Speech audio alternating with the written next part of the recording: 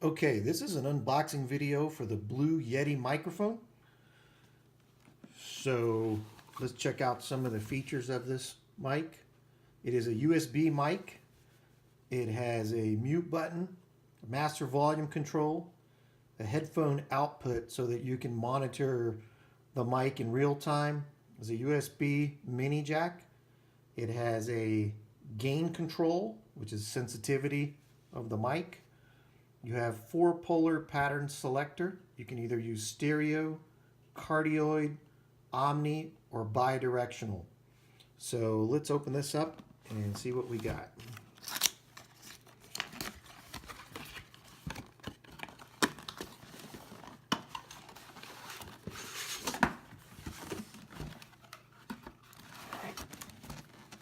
So there's a USB cable.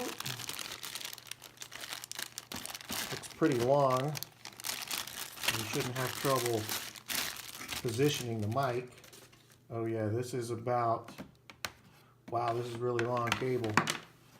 This is probably 6, 7, 8 feet long. There's a Yeti manual.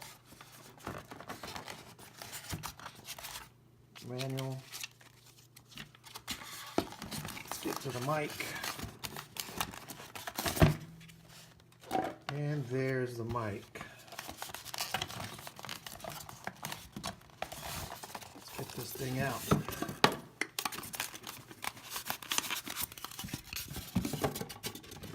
Okay, so we have the microphone. And this is the bottom of the mic. There's the USB input. There's your headphone input. So this is actually the rear of the mic. There's the gain control, the different pattern controls. And we actually have the front of the mic.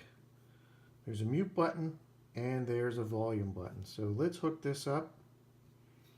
And we could use these controls on the side to tighten it down. And on this mic, what you want to do is you want to keep it typically straight up because you want to talk into the front of the mic and you want to talk here. You don't want to talk into the top of the mic. You want to talk into the side of the mic. So we're going to plug this in and see what kind of quality we get. And most of the issues with any issues that you find in Blue with the mic, you can actually fix inside an audio program like Audacity. So we're going to do that. Let's plug this into the back of my computer. Get the Blue Yeti set up and configured on my Mac. I need to go to System Preferences, choose Sound, and make sure that the Yeti stereo microphone is selected as the input device. And it is, and you can see that the input level is metering my voice. And I have the input volume set to 82%, which should be good for now. So let's quit that and do a test recording. Let's launch Audacity. And we need to make sure that the Yeti stereo mic is selected and we're in stereo mode. So let's do a test recording. This is a test of the Blue Yeti microphone. I am about 10 inches away from the mic. So let's check how the sound quality is. This is a test of the Blue Yeti microphone. I am about 10 inches away from the mic. So let's check how the sound quality is. Okay, that's not too bad, but it sounds a little weak. So what I typically do is apply effects in Audacity. So you can apply various effects like compress the sound, equalization where you can boost the bass or the treble, noise reduction, and normalize. And there's a lot of people that have videos out there of the settings that you can apply to the sound to make it better. And I have some of those configured in a chain, which just applies effects in an order.